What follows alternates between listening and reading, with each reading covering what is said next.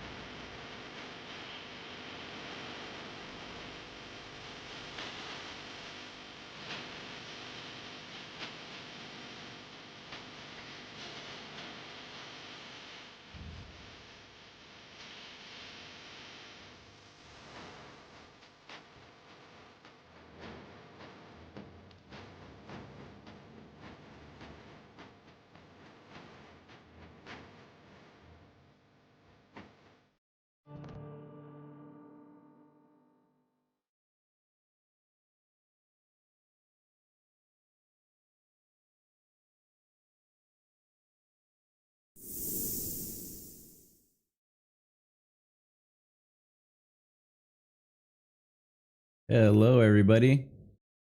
I think that intro song was a little bit too loud, and I don't know how to turn that down. Um, well, welcome to End of Agnoia's first stream. So good to see you guys. How's everybody doing?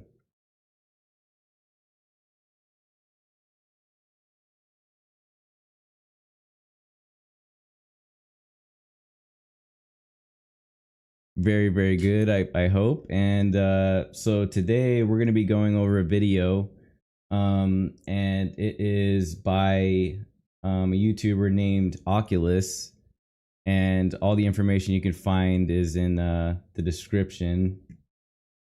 Um, let me see here. And it is about divine sparks. I've been calling myself and all you guys divine sparks, but where does that come from, right? And it seems like, oh, thank you. Yeah, it seems like that term divine sparks is not, specific to just Gnosticism. It comes from all different religions, and I found this video, and I thought it was pretty interesting, and I just wanted to go over it with you guys and have a little chill conversation. Let me see.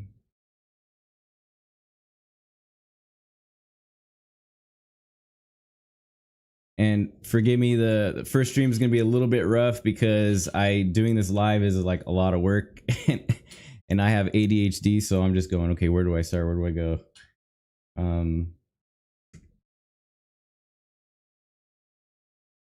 Let's see here. Okay, there it is.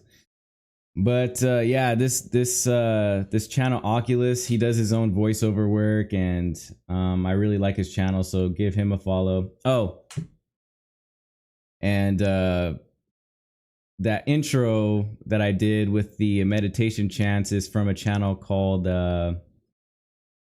Altrusian Grace Media, and he does his own music, and I think I'm going to be doing reactions to his videos as well. And he does amazing work. I mean, this guy is like so talented. So yeah, when you get a chance, go into the description and check out Altrusian Grace Media and Oculus. All right, let's jump right into this, guys.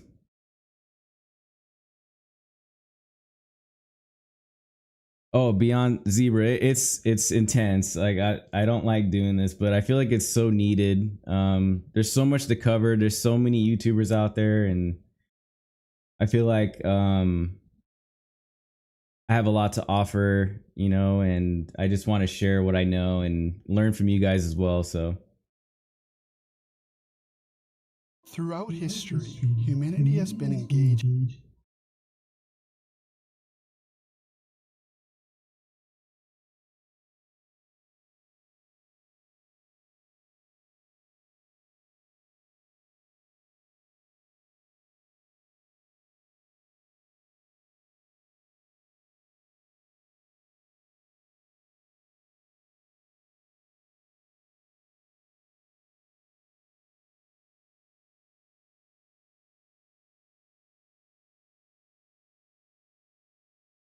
see, I already started. I started talking on mute. Oh, thank you. Um, what's going on, Paul? Yep. I caught it. I caught it.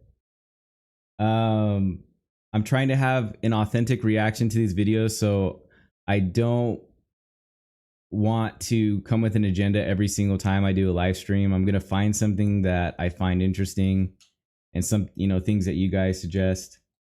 And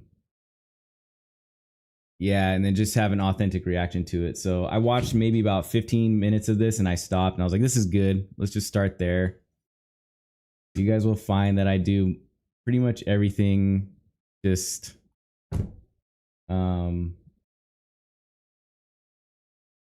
without an agenda. I just talk with my heart. I don't have a whole plan. I just kind of go with the flow. I find it works out most of the time.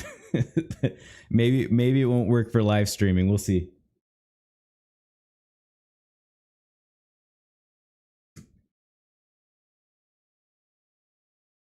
in an unrelenting search for purpose and protection. Throughout history, humanity has been engaged in an unrelenting search for purpose and protection.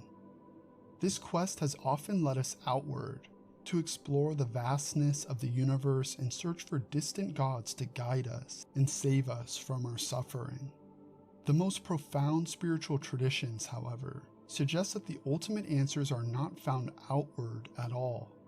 They teach that the journey must eventually pivot from the external world to the internal landscape of the soul. It is here, within ourselves, that the search for meaning finds its true answer, revealing a direct connection to the divine that is waiting to be discovered. This inward turn is the foundational premise of what has come to be known as the Philosophia Perennis, or the So I just want to stop right away, and I am going to be stopping this a lot. I hope that's not too annoying. But right off the bat, I just kind of said that I do most of everything in my life just with my intuition, and that's what this video is going to be about. It's about finding the truth within ourselves versus needing a guru, needing someone to speak for us. And I find that has been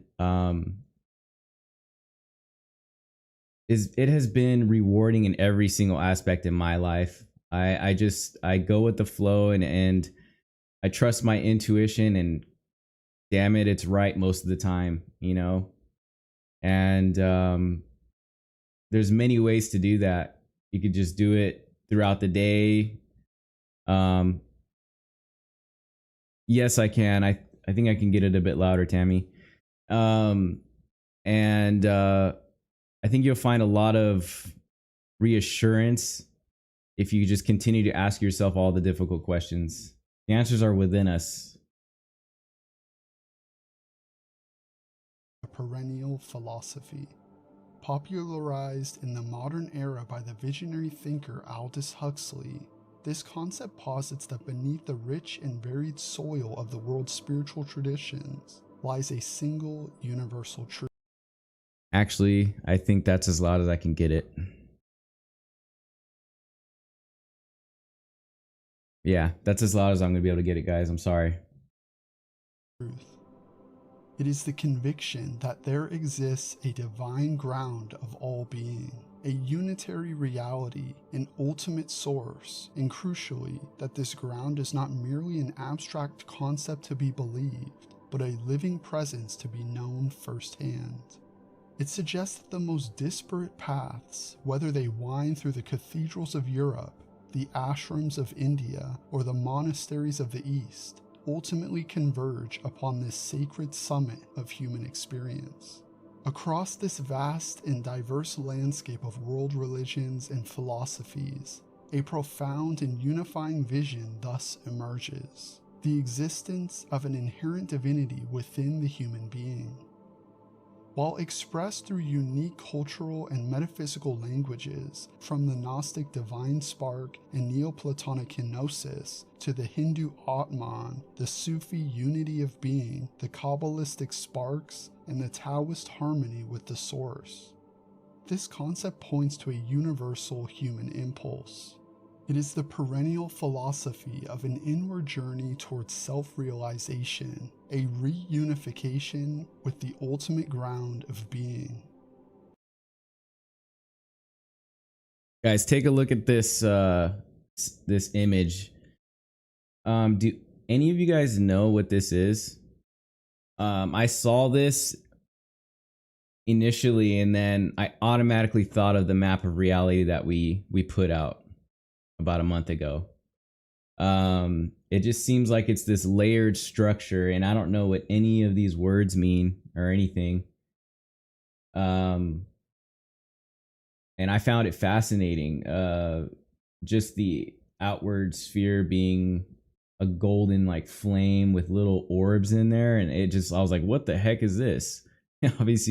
obviously you guys know my pre-birth experience and all that, and it just, the imagery alone kind of struck me. And then that this image has layers, and to me it looks like a map of consciousness or reality. Has anyone ever seen this? So you can imagine this totally blew my mind. Just this image alone. I want to maybe see if we can go back and see what it looks like at the top. Like, there's a lot going on here. Elementum aqua Alteris. Is that like Latin or something? I don't know, but yeah, it just resembled some kind of map of consciousness, map of reality. Very interesting. Multiple layers. Atman, the Sufi unity of being, the Kabbalistic sparks, and the Taoist harmony with the source. This concept points to a universal human impulse. It is the perennial philosophy of an inward journey towards self-realization, a reunification with the ultimate ground of being. Following the pathways of Gnosticism, Neoplatonism, Christian mysticism, Vedanta, Sufism, and more, we will trace the contours of this universal map, arguing that this ancient quest for the God within is mirrored in the modern psychological process of individuation, representing a timeless and vital blueprint for human wholeness. The spiritual journey, therefore, is not one of invention, but of discovery. It is a process of awakening to what we have been all along.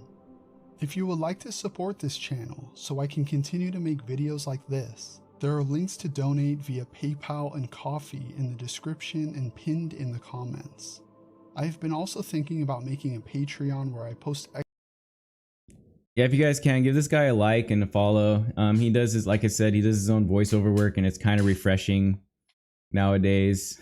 You know, again, everything's all AI now. Even I use AI voiceovers, and I'm trying to use it in a different way. But for narration, it's nice when people use their own voice. He doesn't just cover Gnosticism; he covers just esoteric things, and he's good at what he does. So. Extra videos for $5 per month, so let me know in the comments if that is something you would be interested in and what you would like to see there.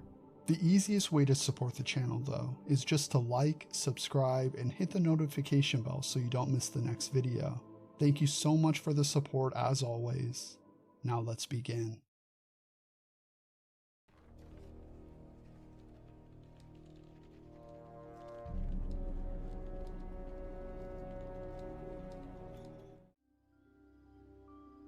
Among the most dramatic and haunting expressions of this concept of inner divinity is that of the Gnostics, a diverse collection of spiritual movements that flourished in the early centuries of the Common Era. Their worldview, as has been covered pretty extensively on this channel, was founded upon a stark metaphysical dualism. They posited a remote, unknowable, and truly transcendent God who existed in a realm of pure spiritual light known as the pleroma, a Greek term for fullness. This was a reality entirely separate from our own cosmos, which the Sethian Gnostics viewed not as a divine creation, but as a catastrophic error, a flawed and corrupt imitation forged by a lesser ignorant creator god, the demiurge. Guys, if you guys notice, the stance that I've been taking lately is definitely more towards a Sethian mindset, where I do believe that these are actual entities, that there is a creator, the Old Testament God that created this false reality that we find ourselves in now. And that seems to get confused a lot in these circles, where they think that when I'm referring to source, that it's the demiurge, and that's false. So I just wanted to make that clear. I know most of everyone in here probably already knows that, but there are people out there that don't really draw that connection. So yeah, we're not talking about source here. We're talking about a imitation. And I don't know what it is about that notion that it was an error. Like, it's almost like I was having a conversation with a friend the other day, and to me it seems like it's weird to call it an error too, because that's where, the English language kind of gets, it traps us in and of itself, because it doesn't leave room for interpretation sometimes. So we have to be careful with our words. So again, that's just where discernment comes in, right? But my point is, the error, it's almost like an error that was going to happen no matter what, because if source is full, if it's the fullness, it's perfect. It's almost like it had to happen for it to experience itself. And again, this is hard to put into English words, but it's an error that was going to happen no matter what. So here we are in the flesh trying to figure this crap out. This cosmic architect, often identified with the God of the Old Testament, fashioned the material world as a prison, a labyrinth of darkness designed to entrap the spirit. It's within this cosmic prison that the human drama unfolds. The Gnostics taught that within us lies a fragment of the divine light from the distant pleroma. This is the pneuma, or the divine spark. It is an alien presence in a hostile world, a particle of celestial. Isn't that how it feels though, guys? Feels really lonely, this existence. It's like, it's just instinctively, even as children, we realize, man, we don't belong here. Something isn't right. Nobody sees what I see. Nobody feels the way I feel. This place seems wrong. Right? It's not home, for sure. Celestial gold embedded in the mud of material existence. Its condition is one of exile, amnesia, and slumber, trapped within the mortal coil of the body and soul's passions. The spark forgets its noble origin, mistaking its prison for its home. This state of ignorance is the source of all human suffering. A profound... Again, the ignorance of where you come from is the source of all suffering.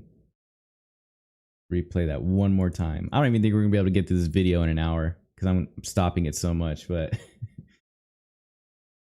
coil of the body and soul's passions. The spark forgets its noble origin, mistaking its prison for its home. This state of ignorance is the source of all human suffering. So it doesn't matter where you think you come from. It doesn't matter if you think you come from source, some other individual source, or whatever you believe. The truth is, the ignorance of where you come from and not knowing where that is or what is the source of suffering. It is the unknowing that, to be straightforward, we can think that we know, but the truth will only be revealed when we shed these bodies. And I firmly believe that. I know we can find comfort in our gnosis, having experiences in the spirit realm and meditation, healing past traumas. But the true source of our suffering is our ignorance. And that is exactly why I started this channel, so we can all contemplate together our origins, bring our different truths together and, just try to find answers. Every single one of us has the answer. And if we just talk and share what we know respectfully, it's going to help. It's going to help, just ease the pain of this unknowing, Oh, it's Boopster. Hey, Boopster.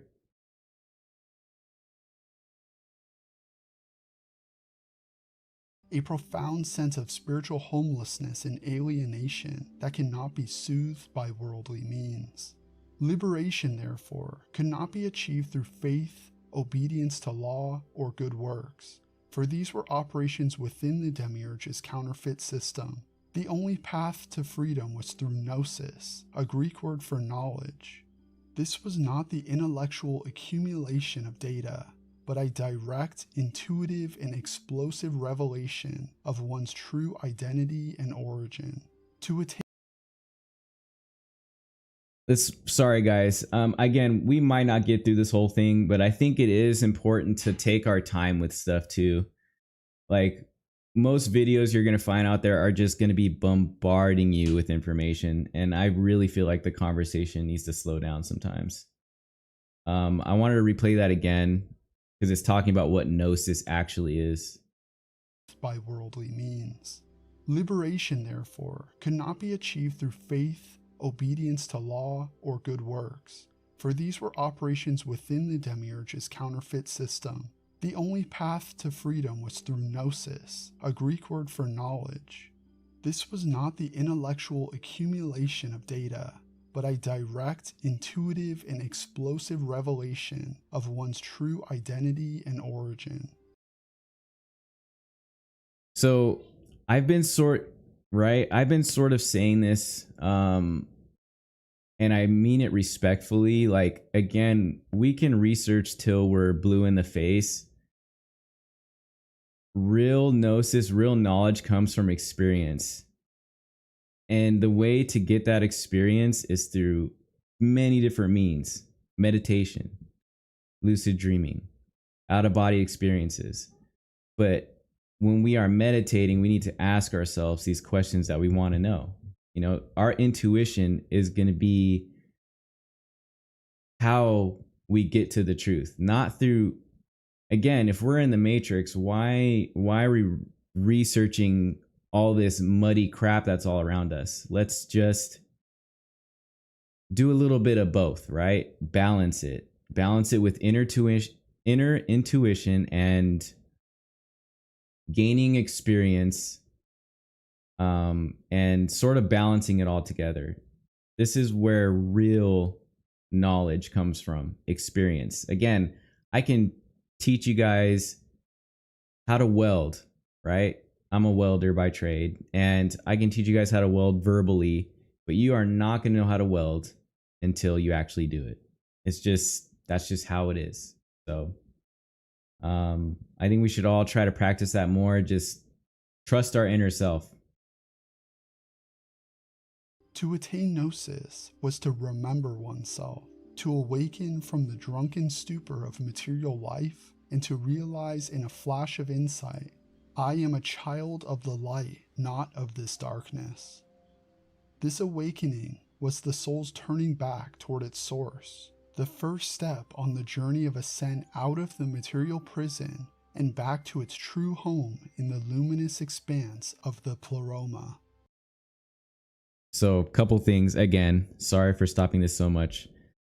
Yeah, like Veracity said, dig into enough rabbit holes for too long and you end up no better for it and just covered in dirt. And it's so true, you know? And that's even talking about what we're diving into now, you know, Gnosticism. Like Gnosticism, you know, wasn't first, you know, Platonic thought was first.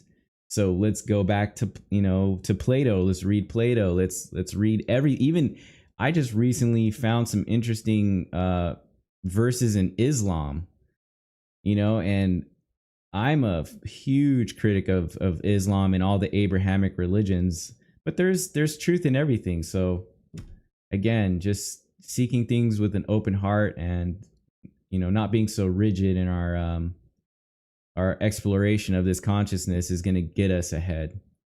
And also this image, I'm not suggesting for my soul trappers out there that to go to the pleroma to go through the tunnel of light. So I'm not saying that. That's just this image that he chose to use. For the Gnostic, salvation was an act of supreme self-recognition. If the Gnostic worldview portrays a cosmos born of conflict, the philosophical school of Neoplatonism, systematized by Plotinus in the 3rd century, offers a vision of a majestic and ordered harmony. Rather than a flawed creation, the universe is understood as a necessary and beautiful emanation from a single perfect source. At the apex of this reality stands the One, an entity so utterly simple, transcendent, and ineffable that it is beyond all predication, even that of existence itself. From this inexhaustible fountainhead, all of reality overflows, cascading. I mean, look at this image. Another image that is so similar to our map of reality. Downward through successive levels of being. First, the divine intellect, or nous, then the world soul, or psyche, and finally the material cosmos. The human soul in this schema finds its origin in the higher realms, but has descended into association with a physical body, becoming entangled in the multiplicity and temporality of the material world. The human predicament for the Neoplatonist is not one of imprisonment by a malevolent force, but of forgetting through distraction. The soul, captivated by the shadows and echoes of the physical realm, loses its awareness of its true luminous origin. The spiritual goal, therefore, is henosis, a term signifying mystical union with the One. This is not the rescue of a trapped spark, but a deliberate and methodical ascent back up the chain of being. It's a homecoming, a process of stripping away all associations of the material world to the soul's true nature in order to reattain the simplicity and unity of its source. This ascent is achieved through a rigorous contemplative path. The journey begins with the purification of the self from bodily passions and irrational attachments through the practice of civic virtues. This is so true. If you noticed, you guys, a lot of the driving force between people's belief systems is fear. And that fear comes in many different ways.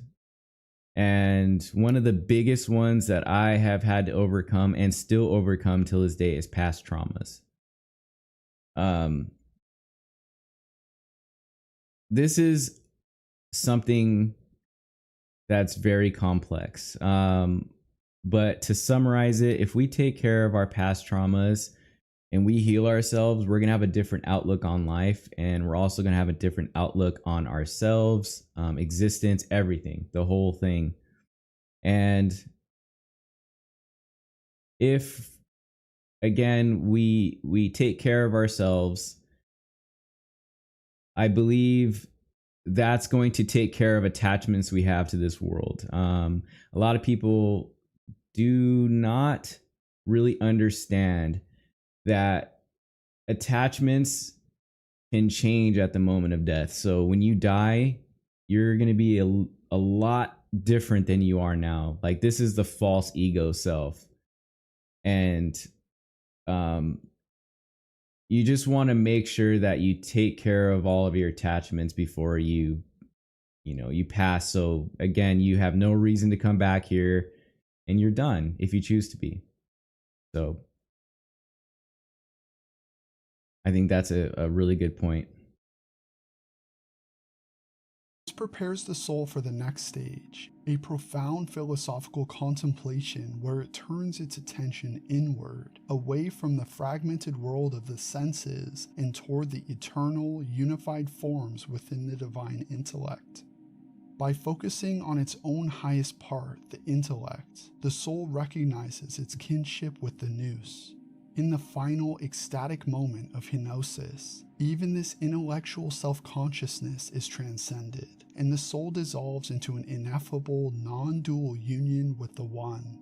It does not become God, but rather realizes the unitive state that was its eternal, latent potential. Emerging from the same Hellenistic milieu as Gnosticism and Neoplatonism, the Hermetic tradition offers yet another lens through which to view the divine potential of humanity. Its foundational axiom, drawn from the enigmatic Emerald Tablet, is the famous principle of correspondence. What is below is like that which is above, and what is above is like that which is below, to accomplish the miracles of the one thing.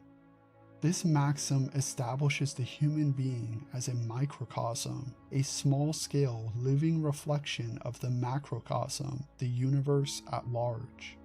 It implies that the same laws, patterns, and divine principles that structure the cosmos are woven into the fabric of the human constitution. To know oneself, therefore, is to know the universe and its creator. In this view, the divine is not an imprisoned fragment from a distant realm, nor is it a separate being to be participated in. Rather, the divine intelligence is the very ordering principle of existence, present in its totality within each individual. The human soul contains the whole celestial hierarchy, from the planetary spheres to the ultimate divine source. The path to wisdom is thus an introspective one. And, there it is again. The path to wisdom is thus an introspective one. It's inward. It's inward. And I'm telling you, I have proven this to myself so many times, you guys. I just think something, and then I get confirmations constantly. Synchronicities. And that's the driving force as to why I'm doing these live streams and videos and content, is because when I'm saying certain things, I'm getting confirmations from you guys, and you guys are teaching me things, and vice versa. Starting within and then getting the confirmations without. It's like just this ebb and flow of information. It's fluid and it comes to you naturally. So definitely, like, in chat, speak your mind, even if it's opposing to what I'm saying, or like, just talk, you know, and speak from the heart, not the mind, because logic and reason is not how we navigate the spirit realm. The spirit realm is fluid, it's energy, it's flow, it's a lot more, it's different. So again, introspection, guys.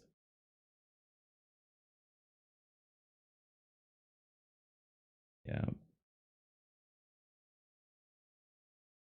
Noah Waterman, the path of wisdom is to get back home and out of this matrix. Yes, let's get out, right? If we so choose. By turning attention inward, the Hermetic practitioner can map the constellations of the psyche and discover the planetary intelligences, elemental forces, and divine archetypes that operate within. The inner world is a mirror of the outer, and by understanding one, the other is revealed. This journey of self-discovery is often framed through the powerful metaphor of spiritual alchemy. Here, the alchemist's laboratory is the self, and the subject of transmutation is one's own consciousness. The base lead, or prima materia, is the ordinary, unexamined self, burdened by ignorance and psychic dross. The goal is to transmute this lead into spiritual gold, the purified, illuminated consciousness that has realized its own divine nature. Exactly. Turn this lead into gold. You are in the simulation right now.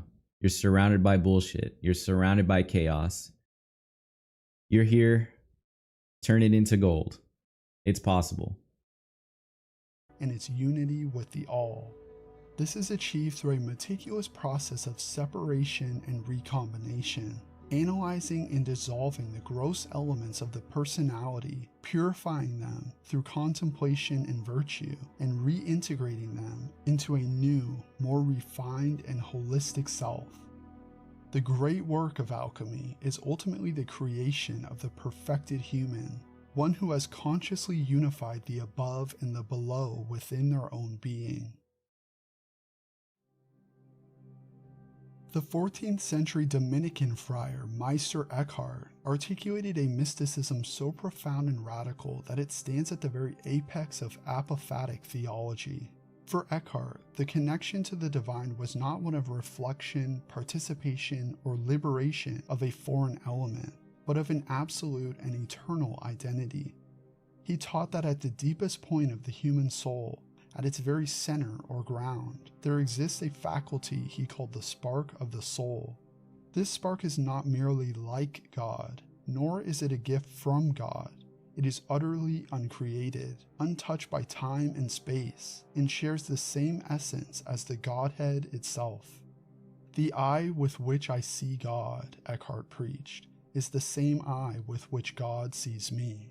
In this ground of the soul, there is no separation. The realization of this innate union is the focus of Eckhart's spiritual path, which hinges on the concept of Gelassenheit, a German word that translates as serenity or releasement. For Eckhart, this meant a radical emptying of the self. The soul must become a barren desert, free not only from attachment to worldly things, but also from all images, concepts, and even preconceived notions of God. One must let go of the will to possess, the will to know, and the will to be, achieving a state of pure, imageless poverty. It is only when the soul is completely empty and still that the divine can be fully experienced. This act of radical detachment makes possible what Eckhart famously termed the birth of God in the soul.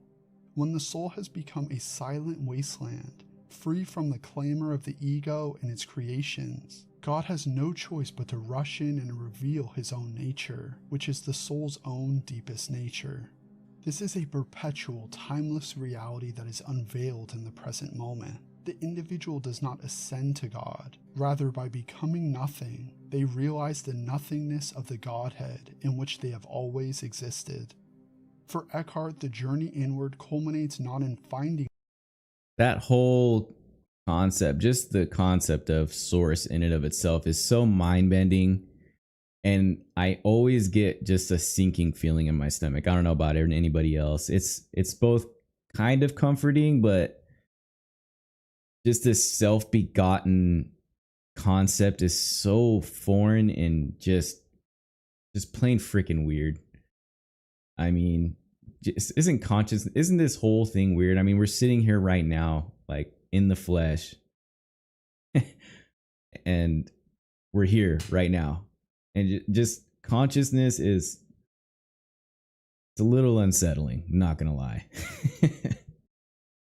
Something, but in becoming empty enough to experience the all that is already there.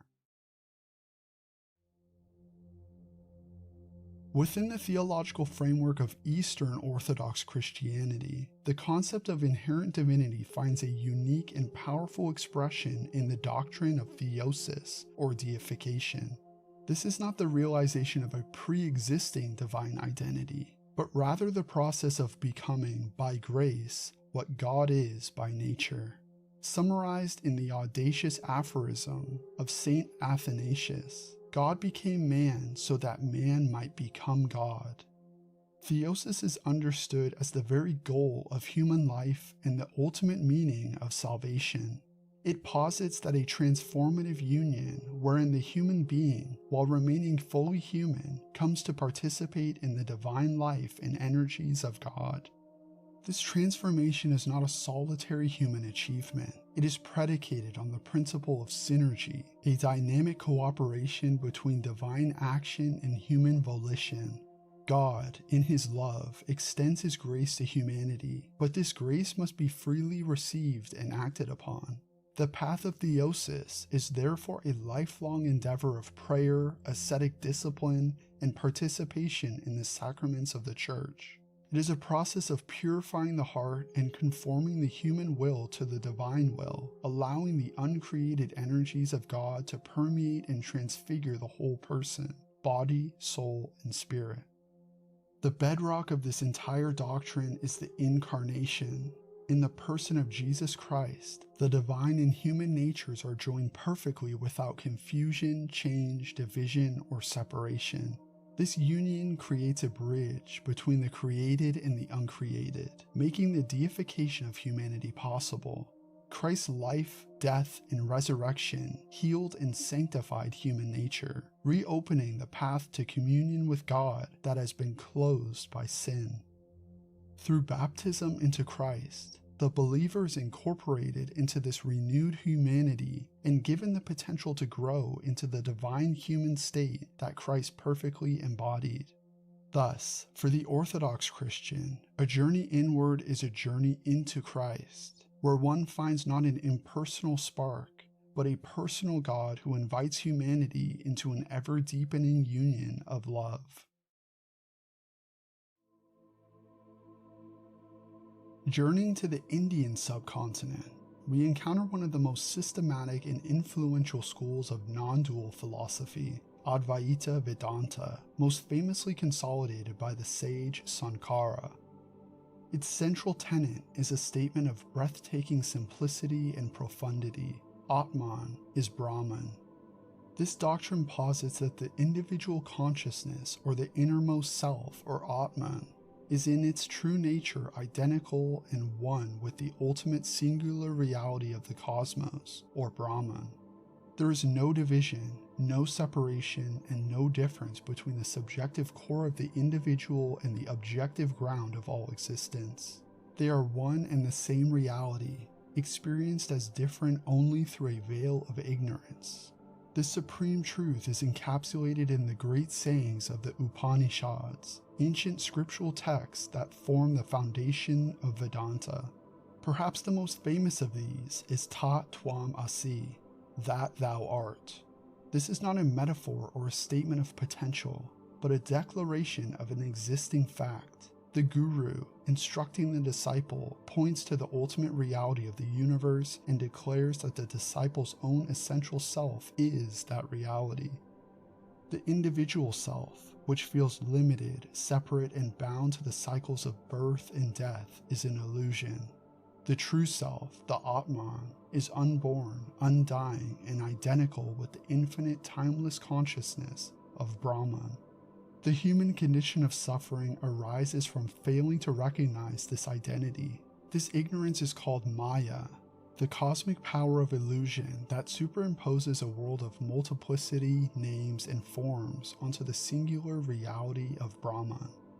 Trapped in the web of Maya, the individual identifies with the limited body and mind, forgetting their true infinite nature. The spiritual goal is therefore moksha, or liberation from this illusory bondage. Moksha is achieved through jnana.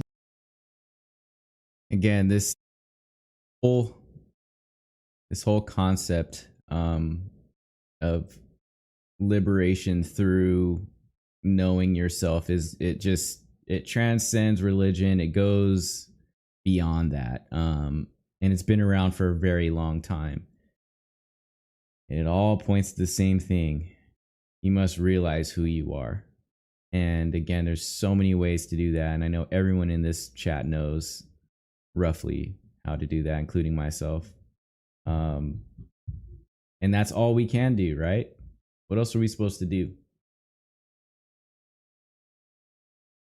That's it. We just have to go within, take care of all these attachments, and keep searching for the truth. That's it. Or knowledge, not book learning, but similar to the concept of gnosis, the direct intuitive wisdom that pierces the veil of Maya and realizes the unshakable truth of I am Brahman. It is the ultimate awakening, where the wave recognizes it has never been anything other than the ocean.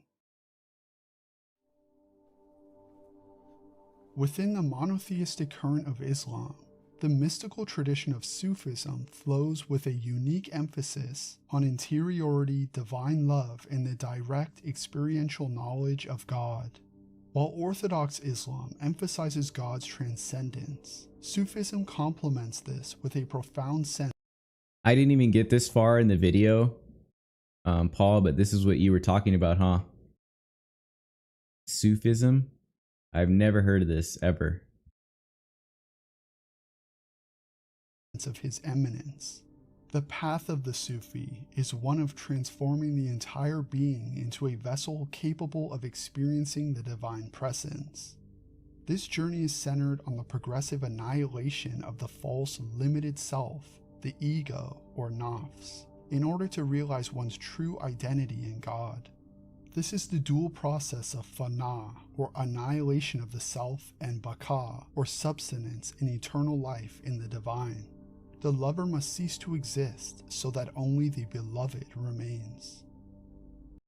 It's such a weird thing because it's really hard to bypass the ego.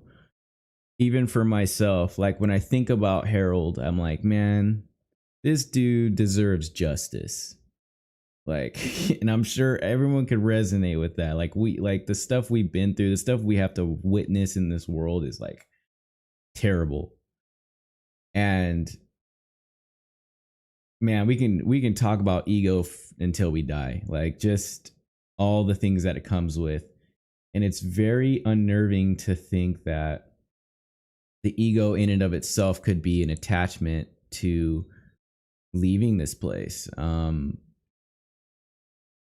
I think we should definitely go over this ego talk as much as we can. There's a lot to cover, but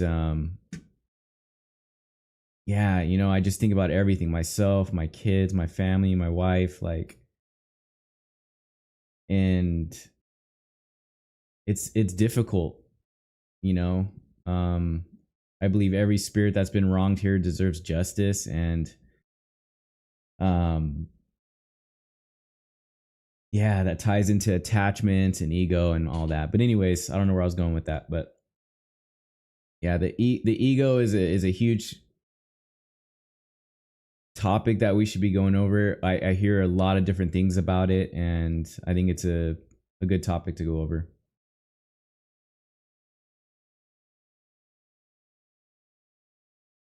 Yeah, exactly. Paul said, ironically, we're seeking that justice in a realm seemingly designed to rarely, if ever, provide it. Yeah, I know. It almost like it just never comes, and you have to be the purveyor of it. But to do that, You know, do we have that? Is that in our nature? You know? Yeah, it's crazy. Yeah.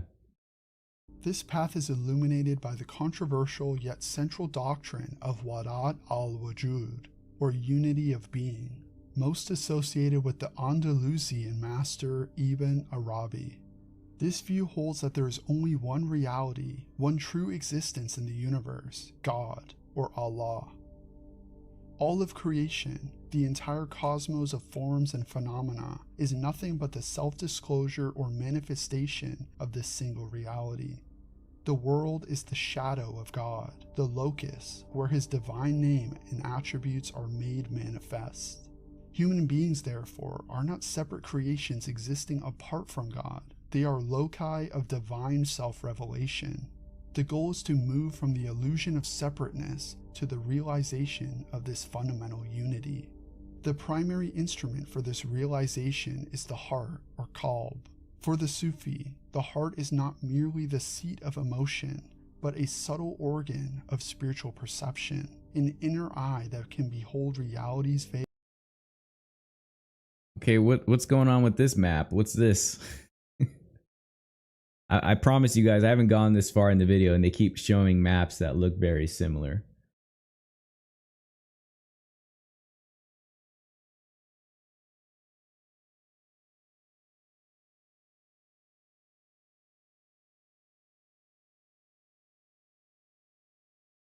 I don't know if you're in here, Heather, but does that not look like a Taurus field? By the way, Heather is going to be putting out a video on the channel pretty soon here, and she's going to be talking about some really interesting stuff.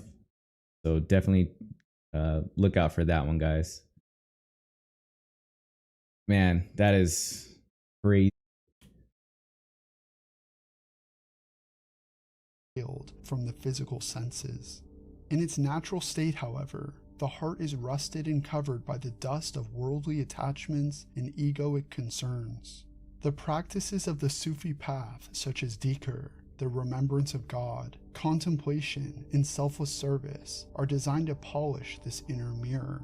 As the rust is scraped away, the mirror of the heart becomes clear and still, capable of perfectly reflecting the light of the divine presence. In this purified heart, the Sufi finds that the seeker, the sought, and the seeking are ultimately one and the same. In the esoteric tradition of Judaism known as Kabbalah, the relationship between the divine and the human is depicted as an intricate, dynamic interplay. The human soul is not merely a reflection of the cosmos, but an integral and active component in its structure, corresponding to the Sefirot, the 10 divine emanations through which the infinite God becomes knowable and creates the universe. The soul is a microcosm of this divine structure, a tree of life within, containing the seed of every divine attribute, from supreme wisdom to an immanent kingdom. The most influential Kabbalistic school, developed by Isaac Luria in the 16th century, introduces a powerful cosmic myth to explain the state of the world. At the dawn of creation, the divine light was poured into the vessels of the Sefirot, but the intensity was too great and the lower vessels shattered. This cataclysm, known as the shattering of the vessels, myth to explain the state I gotta hear of the that again. world.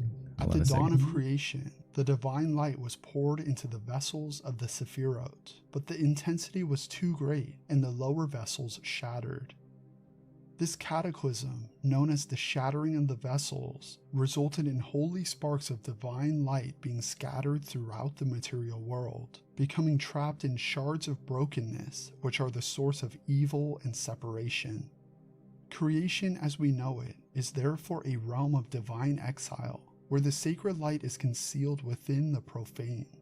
This sets the stage for humanity's ultimate purpose, tikkun olam, the healing or mending of the world.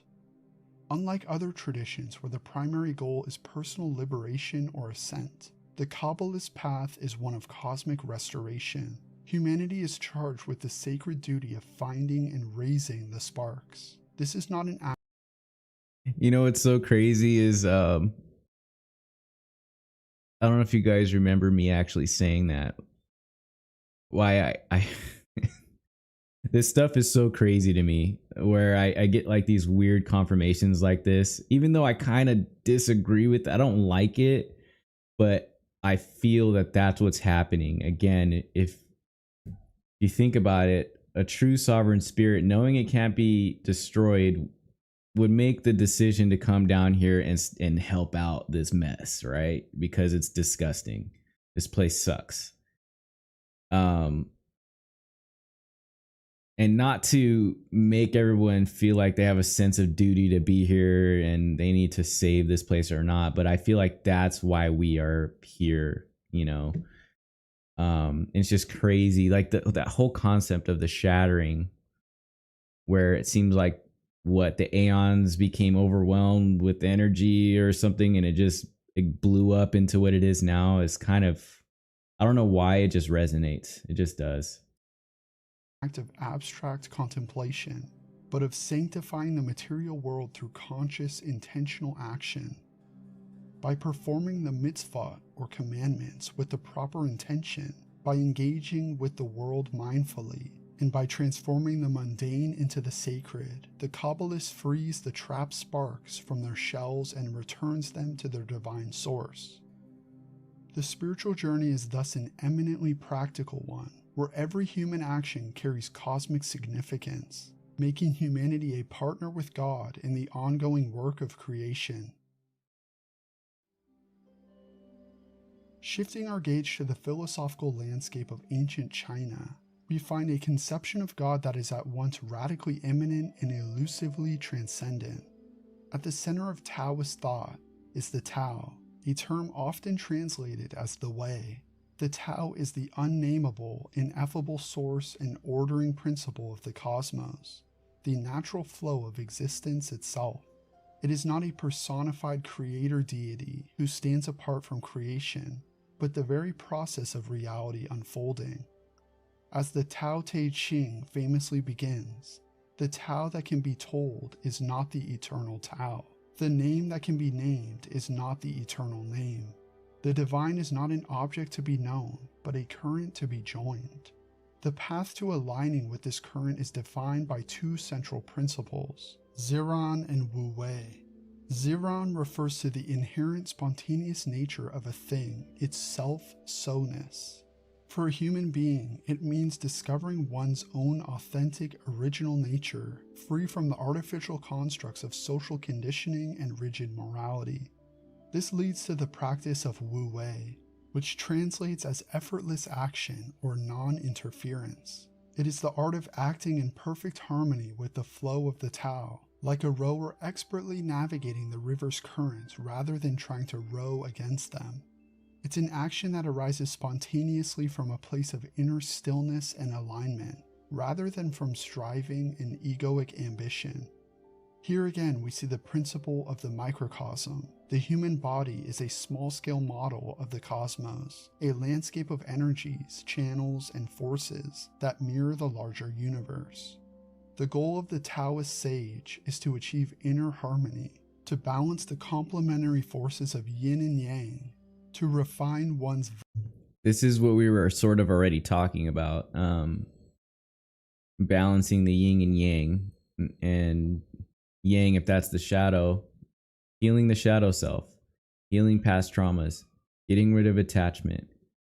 When you get rid of this stuff now, right now, things become more clear. Your intuition is louder.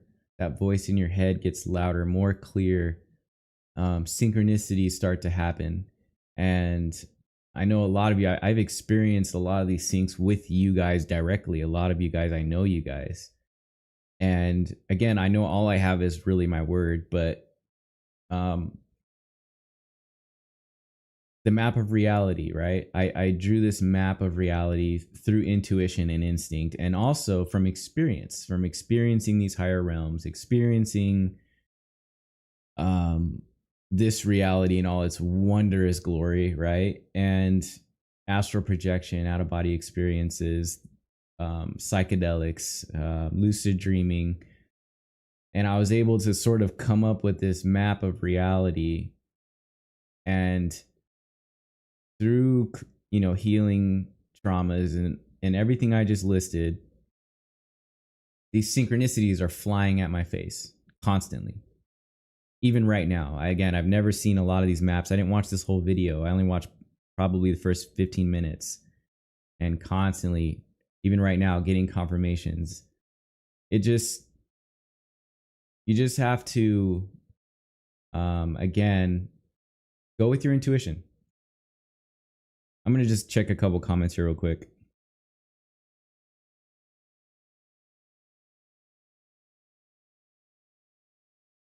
Yeah, Paul says, I tend to trust my heart over my mind. Personally, my mind can conceive of things that my heart never would. Yeah, exactly. Perfectly said. Again, logic and reason can only get us so far. And you need to learn to balance it all. Use logic, use it in combination with your heart. And that's how you're going to start to reach that truth. Again, if you just lead with one thing, only your mind, only your intellect, you're limiting yourself. Oh, it's Baze. What's up, man? Baze. I'm bombarded by syncs to the point I'm woken up every night at the same times. Yeah, I mean, it's constant. And I feel like even if you aren't even on this path, I feel like the syncs are just piling up. Like, just the world in and of itself is just in such a weird place and accelerating. But once you're sort of aware of the illusion, the simulation, whatever you want to call it, matrix simulation, the syncs just start to pour in.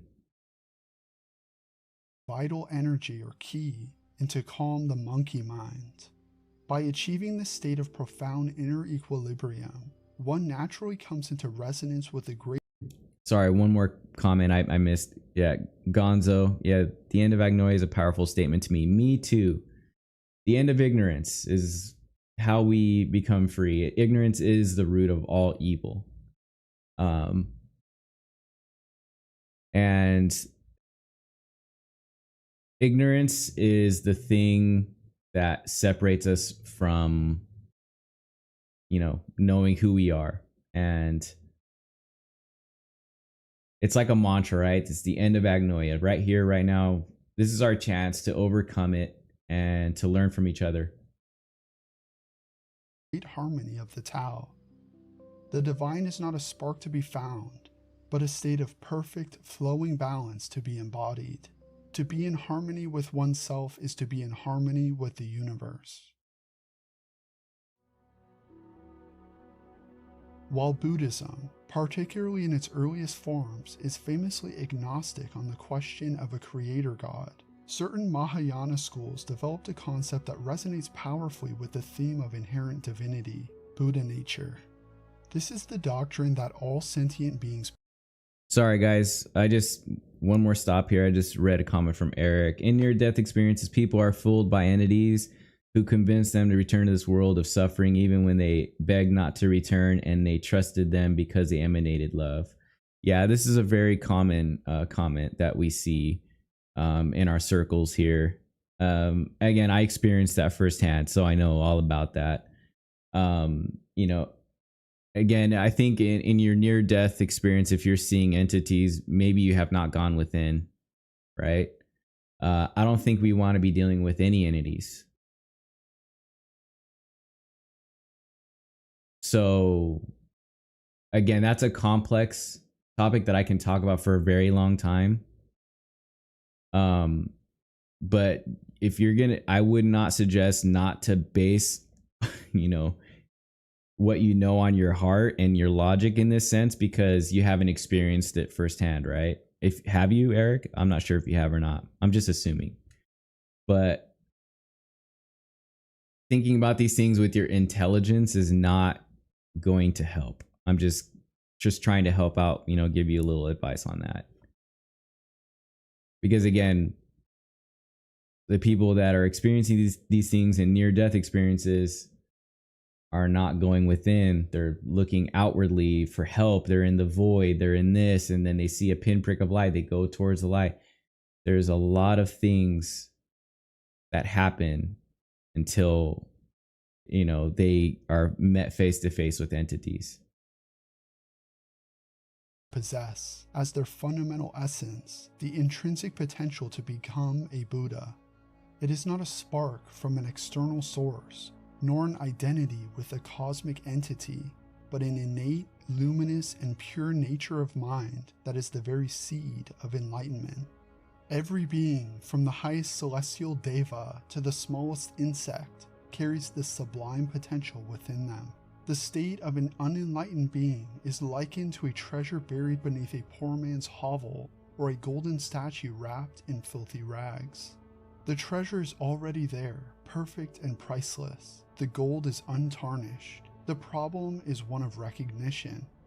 Buddha nature is said to be obscured by temporary adventitious defilements, the passions of greed, hatred, and delusion, and the cognitive obscurations of dualistic thinking.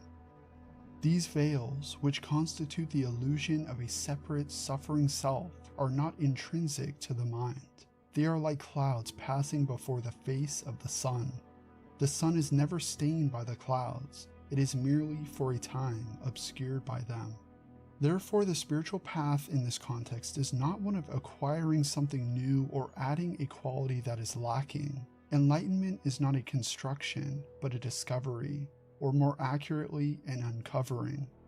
The practice of meditation, wisdom, and compassion is a process of cleansing the veils, of allowing the temporary defilements to exhaust themselves and dissolve. When the clouds of ignorance part, the ever-present sun of the luminous mind shines forth in its natural radiance. The goal is to realize what has already been true from the very beginning, that the fundamental nature of one's own mind is and has always been pure, awake, and compassionate. I absolutely love that. That was pretty heavy. As we draw these diverse threads together from West and East, from theism and non-theism, from philosophy and religion, a luminous pattern emerges. Though the languages, symbols, and methods differ, the fundamental trajectory is the same, an inward turn toward a center of consciousness that is recognized as divine in nature. The ultimate goals, while colored by their cultural origins, converge on a shared horizon of union and realization. The Neoplatonist Gnosis is a dissolution into the One. The Christian mystics' Theosis is a participation in the divine life. The Vedantins' Moksha is the realization of a non-dual identity. The Sufis' Fana is the annihilation in the beloved. The Kabbalist Tikkun Olam is the restoration of divine unity, and the Buddhist enlightenment is the uncovering of an already present perfection. Each path describes a unique choreography, but the dance is always one of return, of reconciliation, of the part remembering its wholeness. This perennial archetype of the inner journey finds a remarkable parallel in the modern language of depth psychology, particularly in the work of Carl Jung. Jung's concept of individuation describes a lifelong process of psychological development, wherein a person becomes their true whole self by integrating the disparate and often conflicting aspects of their personality. It is a journey from egocentricity to a more inclusive and balanced psychic life. I mean, how brilliant is that? Try it. You know, integrate the shadow self with the ego and learn to balance it. Balance that. If you think full on all ego, you're limiting yourself, you're limiting the information that's going to come in, because you have a strict mindset on what you think is going on in this reality, and you're just using your intellect, your life traumas and all that. It's just, you're trapping yourself. At some point, we all have to make the conscious decision to take responsibility for how we manage our pasts, you know, and how we manage the current, how we navigate in this world is up to us to a certain degree, right? Of course, some of us have it real bad and it's super hard out there. But how it's gonna sound kind of gnarly, but how you make yourself comfortable in hell is going to be the thing that helps you get out of this place. You have to balance your life. Carl Jung is definitely somebody we're going to be talking about a lot on this channel too. I feel like he was brilliant. So let's go ahead and continue. Wait, hang on. Yeah, Boopster. Yeah, praying too. Right. Yeah, I don't pray either. I feel like I'm going outward, giving my power away. Maybe is a way to put it. That's just me though. Yeah. Yeah. Turning that prayer inwardly through affirmations and turning it inwardly is the way to go. And that's what I've been doing lately too. Mantras, right?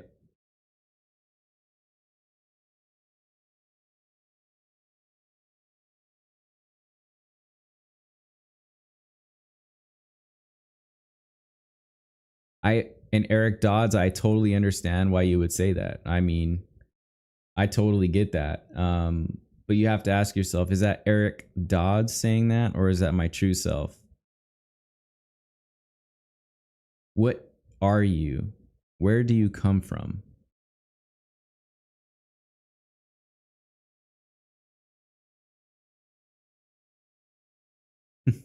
Absolutely.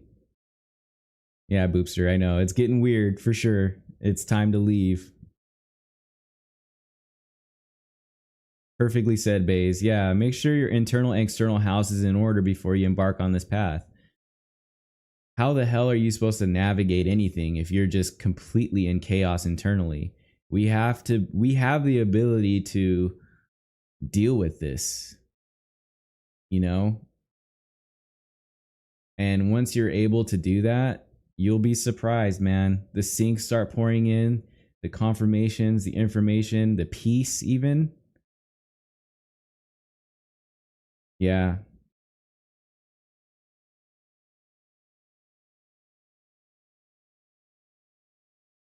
Let's continue. Illustrated by a central organizing principle that Jung termed the self. For Jung, the self is the totality of the psyche, encompassing both conscious and unconscious realms. It is the archetype of wholeness, order, and integration. In this psychological model, the divine spark of the mystical traditions can be seen as a symbolic representation of the self archetype. The self is the God image within the human psyche, the immanent organizing center that contains the blueprint for our fullest potential. The spiritual quest seen through this lens is the ego's gradual process of coming into right relationship with the self. It involves a descent into the unconscious to confront the rejected, shadowy parts of one's nature, and an ascent to integrate the highest, most numinous potentials. The reunification with the divine ground is, in psychological terms, the integration of opposites, conscious and unconscious, masculine and feminine, light and shadow, into the unified field of the self, achieving a state of psychic totality that the alchemists called the conjunctio. The spiritual map of the ancients becomes a psychological map for modern humanity, charting the same timeless journey toward wholeness. The philosophy of the divine spark is an inspiring and Yeah, no, Eric Dodds again. I understand your disgust, man. I do. persistent current in the ocean of human thought. From the imprisoned spark of the Gnostics to the non-dual self of Vedanta, from the alchemical gold of the Hermeticists to the Buddha nature awaiting discovery, we find a remarkable consensus. A vast course of human wisdom declares that our ultimate reality is not found in separation, but in a profound intrinsic unity with the ground of being. And that unity is not a distant prize, but an ever-present, if veiled reality. The enduring power of this idea not lies in its philosophical elegance, but in its universal invitation. It's a call to action, extended to every individual in every age. It is the summons to turn one's gaze from the distractions of the periphery to the silence of the center, to embark on the great adventure of self-discovery, and to dare to ask the most fundamental questions of identity. This is not a call to abandon the world, but to engage with it from a transformed center of gravity, recognizing the sacred not only within oneself, but in the world that a restored vision reveals. It is not a reason to feel prideful because one thinks they are God, but a point of inspiration that through turning inward we can discover what will set us free from suffering. It is an invitation to undertake the work of purification, contemplation, and integration, to realize a deeper and more authentic connection through oneself to the cosmos. Ultimately, this shared vision of human potential is far more than a historical or theological curiosity. It is a foundational pillar of our collective spiritual heritage, offering a timeless and profoundly inspiring answer to the perennial questions of who we are and what we might become. In an age often characterized by alienation and fragmentation, the message of the universal spark serves as a powerful reminder that the resources for wholeness, meaning, and a sacred sense of purpose lie not in some external utopia, but within the uncharted depths of the human spirit, waiting to be discovered. Thank you so much for watching. Let me know in the comments what you think of this philosophy. Does it resonate with you?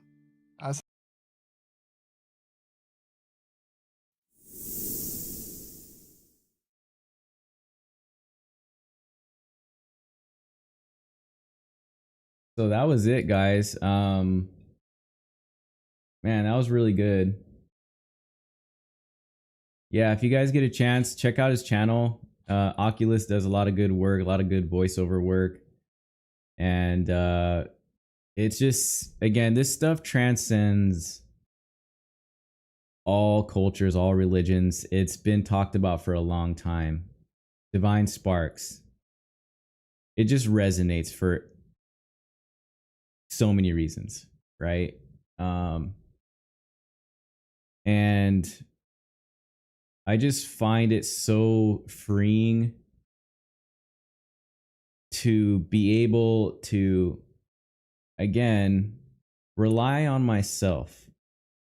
When I get too in deep and I start leaning one way more than the other, and I start trying to research this stuff, I notice that I get overwhelmed, and then I start feeling doubt, because this place is full of muddy information that's designed to keep you ignorant to yourself. So again, I really feel that if we all try to go within, trust our intuition, and lead with the heart, a lot of information is going to come pouring at us. We have to have an open heart.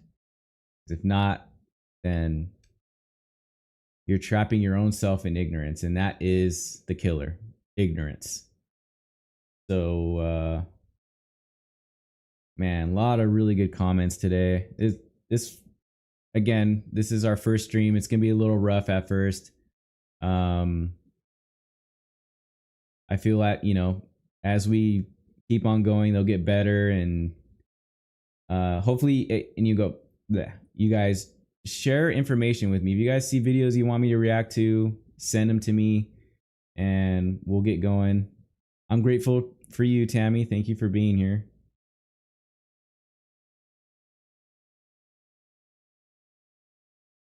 Let me see here.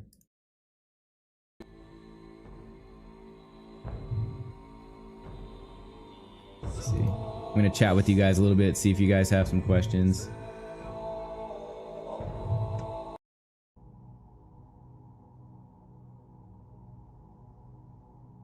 No, it's okay.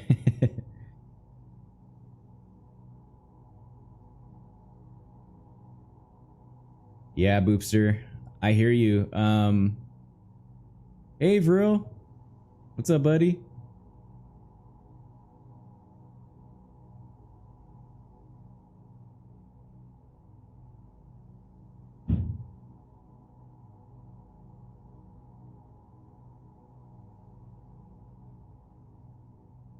Exactly. Knowing yourself makes it easy, man. Again, deal with those traumas, guys. Tackle that fear head on. You know, fear is the driving force.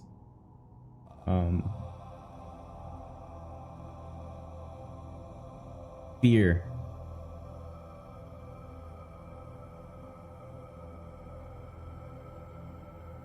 Yeah.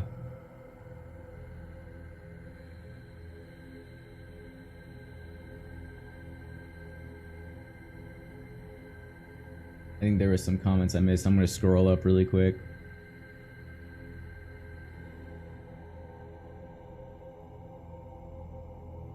Gonzo, Johnny, I really like that comment. My path is to try and make a mystery school learnings more open to anyone, especially children. That is a big one, because I was telling you guys before, I do want to do a children's book. It's going to be a children's version of my pre-birth experience, so the kids can just start young and be like, what?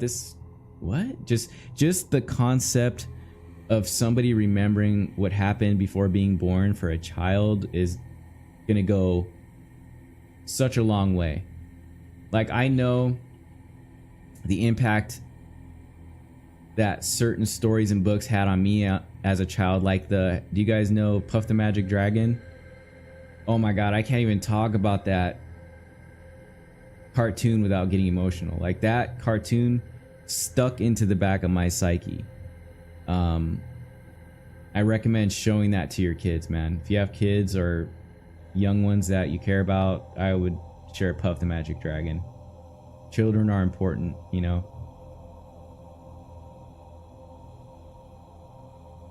Yeah, Baze, I don't know if you missed the intro, but I was playing these Gnostic meditation chants. They're like different mantras, and they're powerful. It's just a resonance, you know. They're all the vowels, the A, E, I, O, U.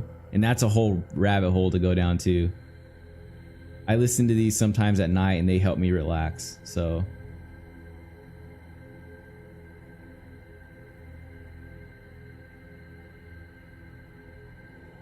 no, I don't remember. I don't. The only thing I remember before being born was in some sort of higher plane, and it was within this construct, within this stimulation. So I don't remember the true home fully. I have little inclinations sometimes, like in meditation, but unfortunately, no.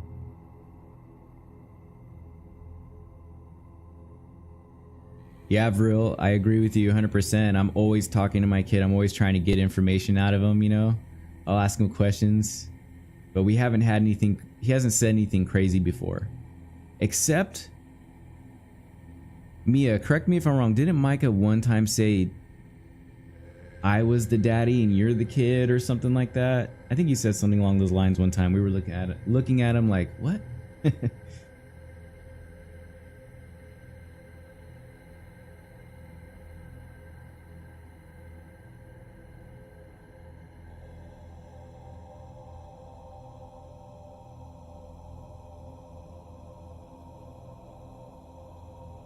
Mark West, I will do just that.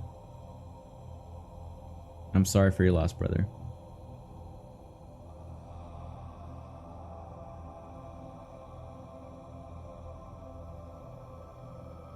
Oh, Boopster, no, you didn't miss anything. I was just playing, like, in the very beginning, probably for about 20 minutes. I was just playing meditation chants.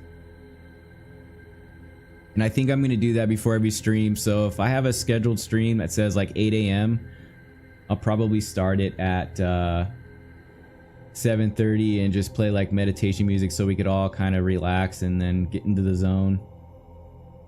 Start chatting.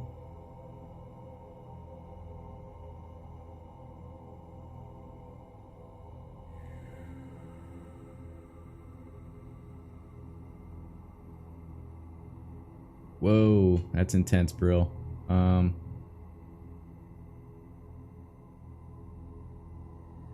old is he, bro?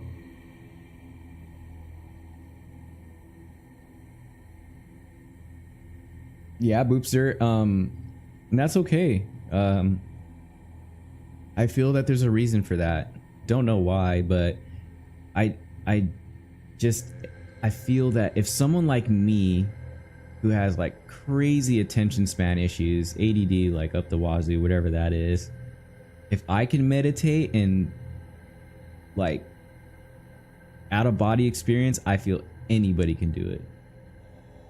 I just say whatever chaos is happening in the world, take a good hour or two of your time a week and meditate deeply. Just quiet, get a quiet space, meditate with intention of receiving that if you want to know what happened before, like a past life, or where do you come from, just ask all those questions and things will come. Start to learn how to hone in on that small voice,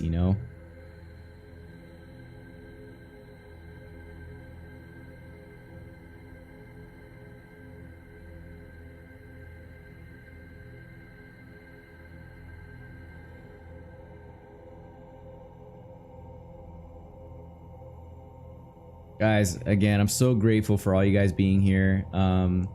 Again, if there's people listening that completely disagree with everything I'm saying and you're just back there hate watching and all that, please, you're welcome. Just, if you have opposing views, please speak your mind. Like, that's what this channel is going to be about. It's called The End of Agnoia for a reason. We're all going to just share your information. If you're respectful about it, I'll talk with you, This circle is different than most. We're going to be accepting all points of view here. We don't have a lot of time. I'm not here to play ego games. I'm not here to debate with people. You are not going to get the guru treatment here. I'm not going to speak down to anybody. Let's talk.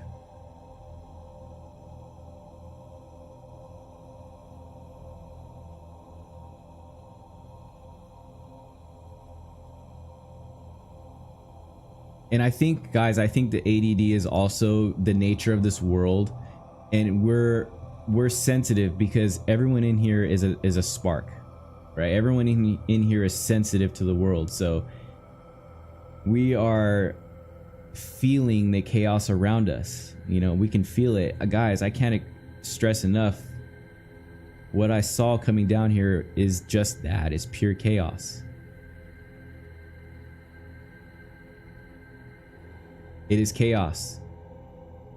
That's why you have trouble meditating. That's why you have trouble going within, because that's the whole goal. That's all we have to do to get to the truth, is going within. So of course you're going to be bombarded with fear, constant information.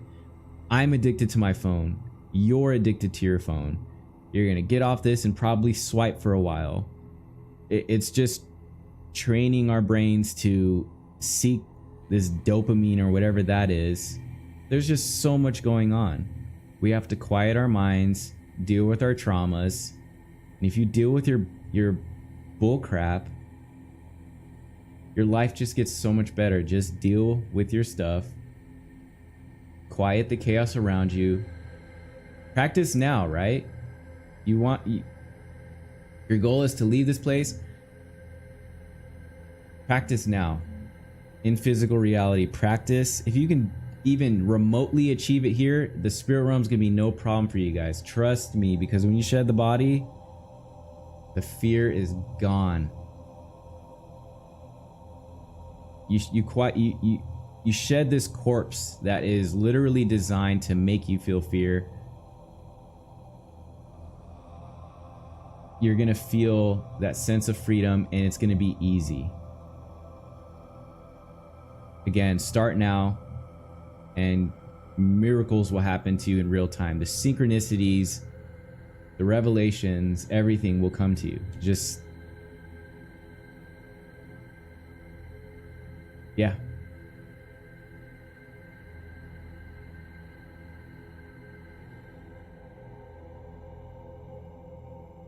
Yes, Vril.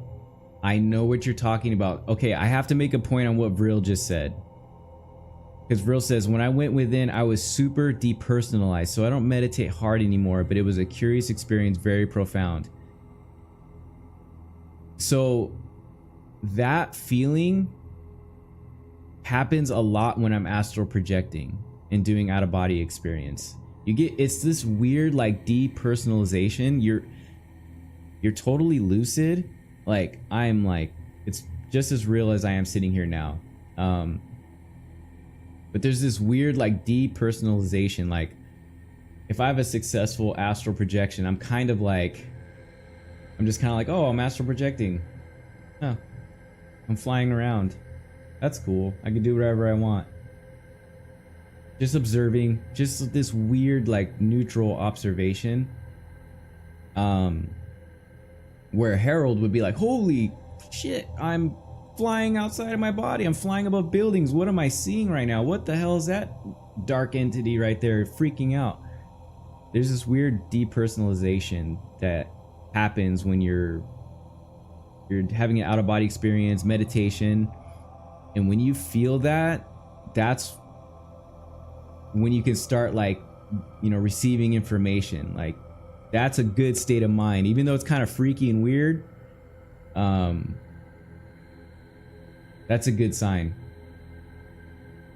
Yeah, it's a weird feeling. It's just this weird neutrality where you're just like, you're doing the craziest thing, again, astral projecting, and then you're just kind of like, oh, just flying above buildings. No big deal. And the fear, right? And there's sometimes you can, but there's this weird like sync that happens and the fear is gone. So imagine that, Vril. Imagine that feeling times infinity when you shed the body, because astral projection, you're still linked to the body and you're still susceptible to that fear and experiencing consciousness in this condensed reality. It's, squeezed and you're not your full potential yet. So that's why I'm always telling people, don't worry, everything's going to be fine. I'm not sure about links yet, Gonzo. I don't really know how to manage all that stuff yet. So maybe you could just tell us where to look and go from there. Tammy asked me, Harold, were you terrified as a child who understood the harshness of this world? I will never be able to verbalize the fear that I felt looking at planet Earth. I will never be able to express the burden that I feel having this knowledge. Knowing that people out there will just think I'm cuckoo, and those are the ones I worry about the most, because it's like, man, you have no idea what I saw. Like even though I feel like I'm doing well with this whole journey, I'm doing good dealing with my shadows and dealing with my crap. Sometimes I'll lay down at night and I just almost have a panic attack thinking about what I saw. So it is the cross that I bear in this world. This is what I'm supposed to do. Just tell people. I'll deal with it. I thought my cat was going to make an appearance too, Dawn, but she left.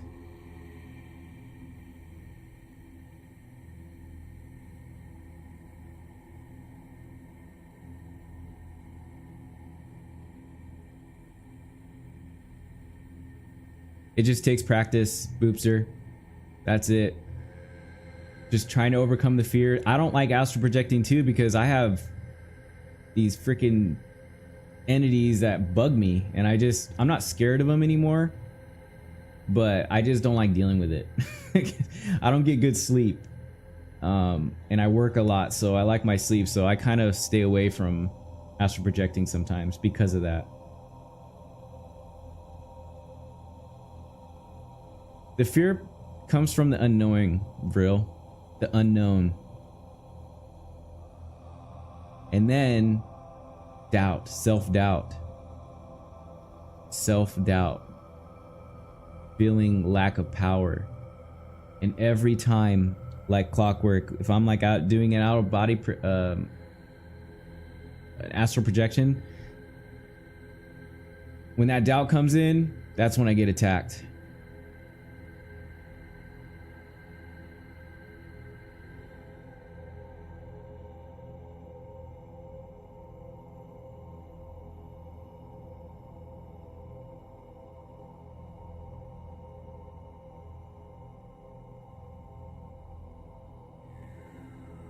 Daniel, hey, what's up, Daniel? I recognize your name. The danger of this neutrality is that you might forget the harshness, of the material realm.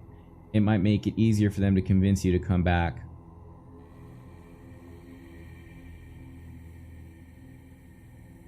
That's true. Yeah, I agree with that to a certain extent. But again, no one's convincing you, right? Because you've gone within. Who's convincing you? Nobody's convincing you, because you're not going to deal with anything. You're just going to go within, quiet everything around you, and go within. Simulacra, what's up, man? What's going on? Oh yeah, we missed you. I'm about to finish up here soon. It was a little rough, not gonna lie. It was first stream, so and you know, I'm not gonna be doing these streams with an agenda. I'm just gonna find a video I like, watch some of it, and then react to it live. So again, if you have any suggestions, just you can send me an email or leave a comment with a video you want me to react to, and we'll talk about it on stream.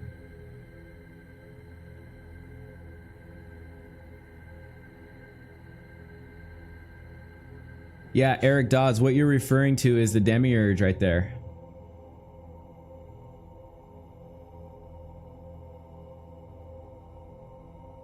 The father of lies. You know, the same dude that told Abraham to sacrifice his son, all other kinds of crazy crap. I'll try to do a live every week. This is, oh my gosh, like this is a lot of prep. Even just to find a video, get this stream set up was ridiculous.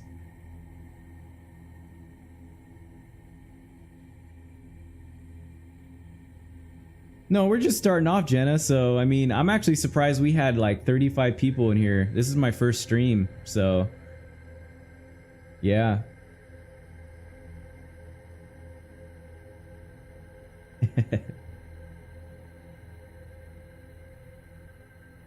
My goal though for the channel is to hopefully at some point, again, if there's anyone interested in making content with End of Agnoia, let me know. I'm looking for, I think maybe 4 to 5 different people. I'm not sure how many people yet. I want to have a good solid team to where we're all putting out videos so we can have like a weekly video that pops out. I overestimated myself. I mean, I was like, I'm gonna get a video out once a week. Like that's not gonna happen. I want to take my time and actually put decent videos together, and the ones I have done have taken me about 3 weeks maybe putting together, and they need a lot of work. So there's a lot to be done, and I definitely want some help. So if you guys are interested in making content with me, go ahead and reach out and we'll talk. I've got a few people that are interested, so. Exactly, Vril. And I feel like if you can imagine, if I take a month to make a video, it'll be good, right? And then if somebody else takes that month, we'll be able to pump out a video once a week, and they're actually more, there's more thought put into them. They're just, you know, quality. Thanks, guys. You guys are amazing. I can chat with you guys all day. Let me see. Oh no, I didn't know it was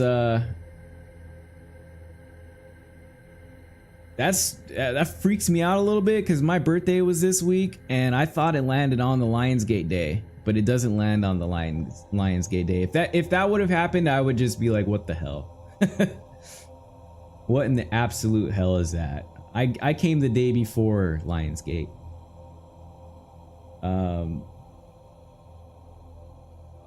Yeah, I do believe the constellation, the fact that the constellation Leo has something to do with the demiurge for sure.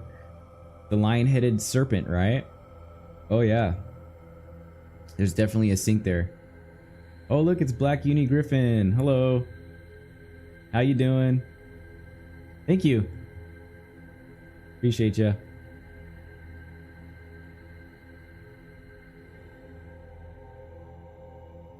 Thank God I wasn't born on the demiurge's birthday. Whew.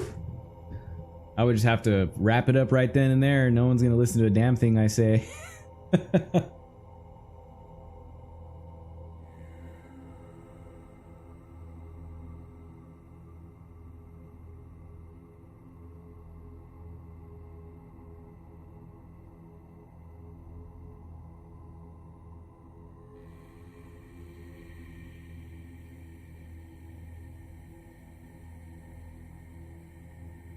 Yeah, we did, Paul. Yeah, that was funny. Yep, my birthday is the 7th. Hey! Happy birthday, Mark. Bye, Vril. Talk to you later, man.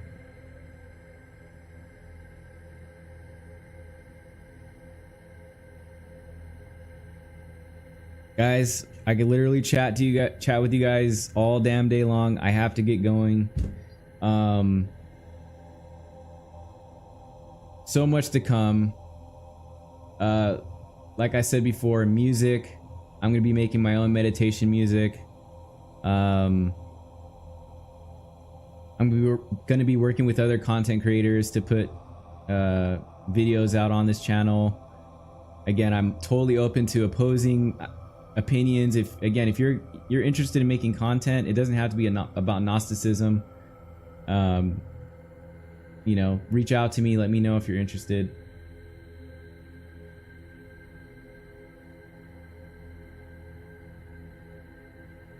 Again, appreciate you all. You know, maybe I should write an ending to these streams so I know what to say. No, I'm gonna miss something. So, oh yeah, again, the music that was played today was Altrusian Grace Media. He's got the Gnostic Chants. Check out the link in the description. We did a reaction video on Oculus. Check out his channel. And I think that is it for today, guys. Thank you so much. Appreciate you all. And have a great weekend.